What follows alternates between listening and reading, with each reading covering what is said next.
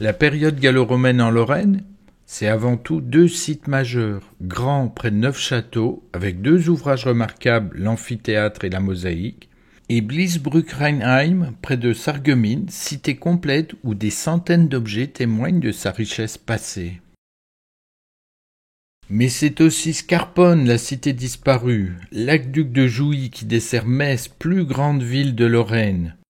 En immersion à la cour d'Oramès, on prend du gallo-romain plein les yeux sur des siècles.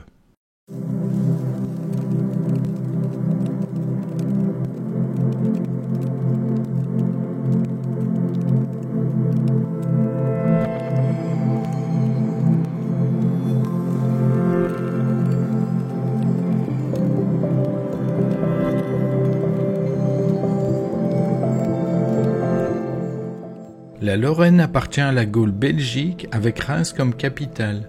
L'Empire romain est vaste, les conquêtes vers le Rhin se poursuivent pour faire reculer les frontières.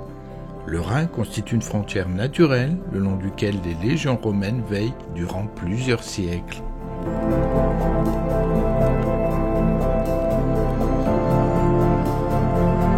Le pays connaît une grande stabilité durant 3 siècles, ce qui favorise la transformation et l'expansion. C'est la romanisation conduisant à la culture gallo-romaine. Des cités nouvelles sont créées dans les vallées. Le latin devient la langue officielle. Le latin écrit reste inchangé durant des siècles. Mais le latin parlé évolue avec les générations, si bien qu'avec le temps, il se différencie de l'écrit. C'est vers l'an 700 que le latin parlé, nommé alors le roman, devient la nouvelle langue officielle en France. Toutefois, un dialecte de base germanique s'est implanté avant la fin de l'Antiquité. Il aurait été porté par le peuple des Francs, plus présent à l'est du territoire. Mais un dialecte de base à la fois celtique et germanique aurait préexisté bien avant l'arrivée des Francs. Ce dialecte constitue la base du patois francique mosellan appelé platte. Même la boisson change. La bière ou cervoise laisse la préférence au vin. Les vignes sur les côtes de Meuse près de Toul et celles de Moselle en sont l'héritage.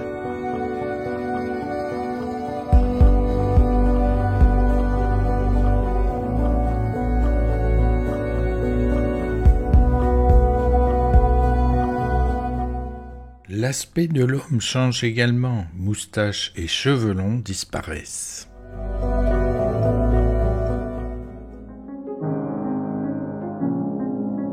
En ce qui concerne l'habitat, bois et torchis traditionnels peuvent subsister en campagne. Mais c'est la pierre qui fait les villes et les villas avec ses toits en tuiles.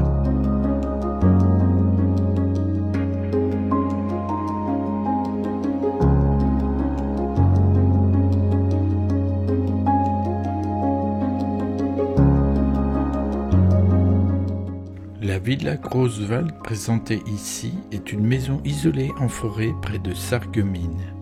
Cette vaste demeure participait au développement économique en occupant un forgeron, un serrurier, un bronzier.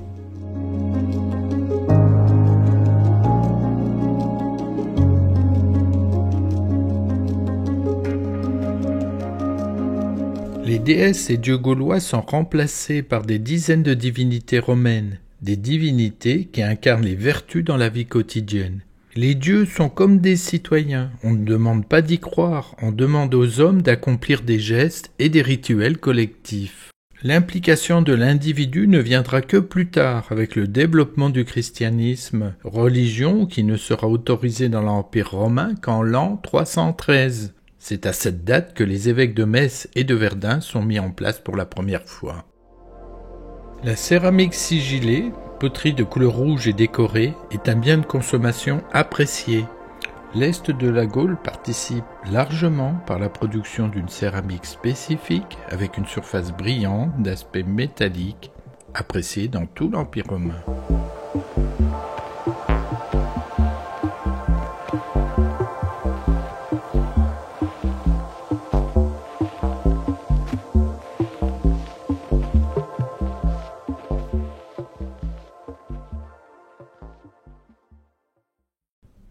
Il est vital que de l'eau puisée ou de l'eau de source arrive dans les villes.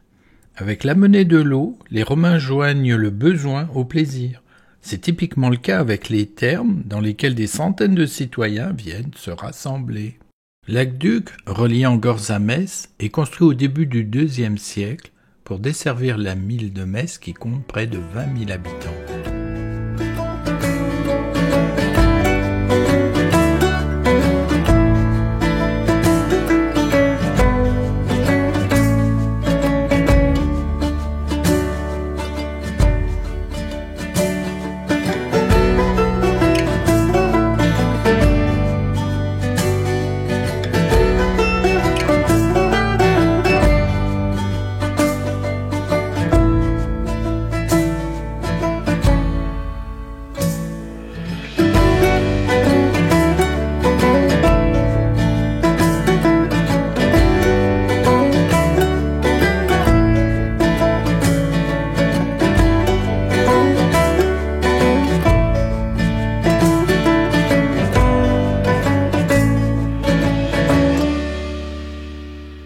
Voici les deux routes majeures et la localisation de cités gallo-romaines, Grand, Nasium, Scarponne, Metz et Blisbruck, présentées dans cette vidéo.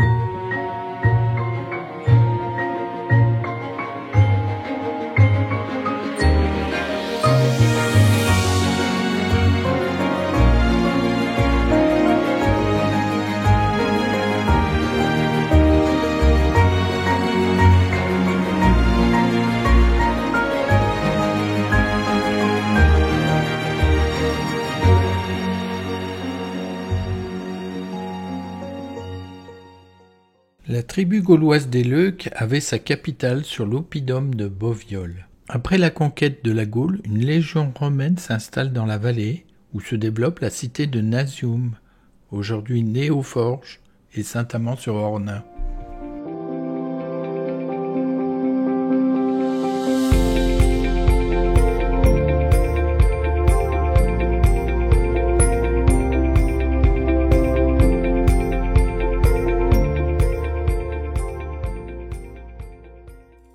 Toul connaît une expansion durant la période gallo-romaine, mais il ne reste aucune trace visible dans la ville actuelle, modelée par les siècles plus récents.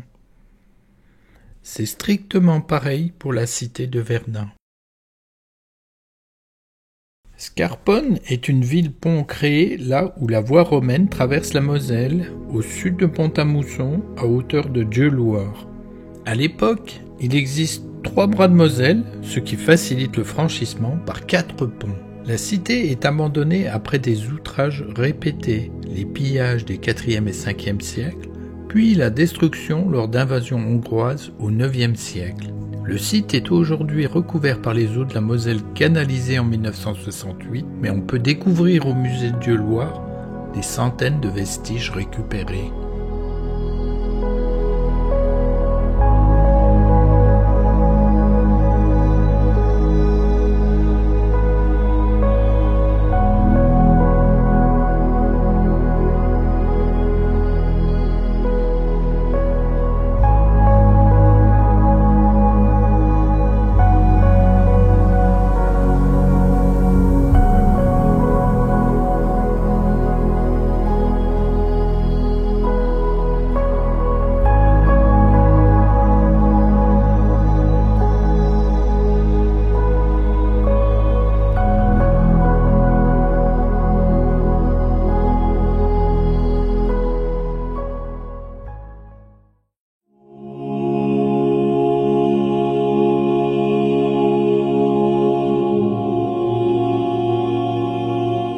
Grand est un village de 350 habitants à l'ouest du département des Vosges qui a compté presque 20 000 habitants à l'époque romaine.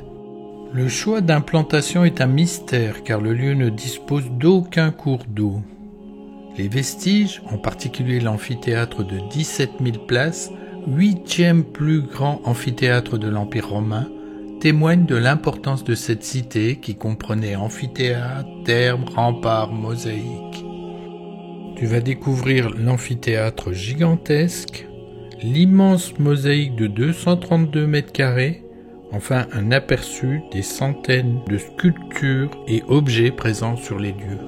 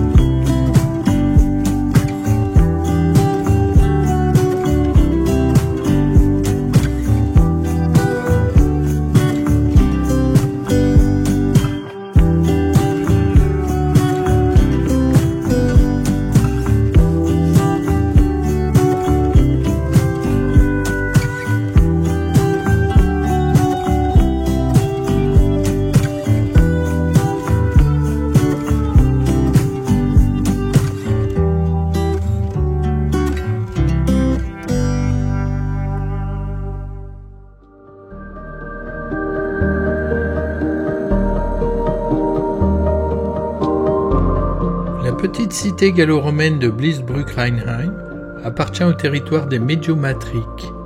Elle est surprenante par la diversité des vestiges présents.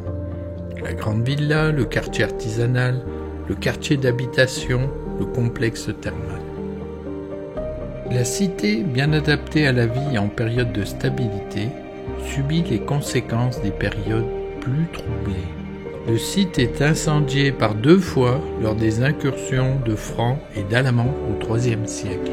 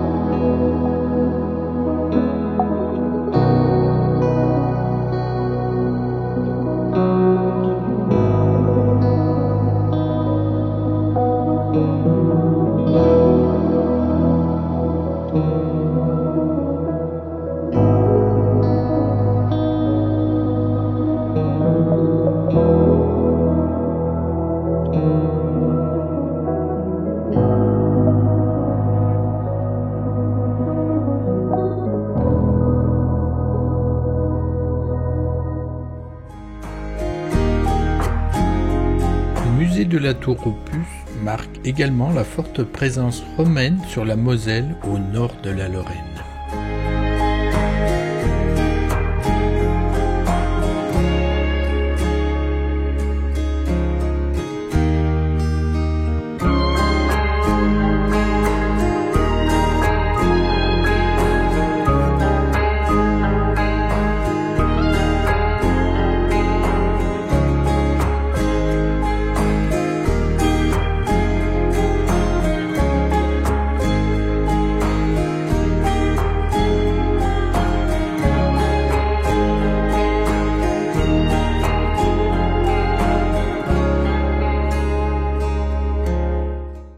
Metz, c'est toute une histoire. Les Romains donnent un essor à cette cité, appelée Divodurum, située au croisement de 2 axes de circulation majeurs, l'axe de Lyon à Trèves et celui de Reims à Strasbourg. Le seul bâtiment encore visible dans la ville est l'église Saint-Pierre-aux-Nonains. Construit au IVe siècle, à l'origine il fait probablement partie d'un ensemble thermal. Les autres traces de l'époque romaine sont à découvrir dans l'immense bâtiment médiéval abritant le musée de la Cour d'Or. L'exposition retraçant l'époque romaine est exceptionnelle dans ce musée disposant d'1,5 km de longueur de salle.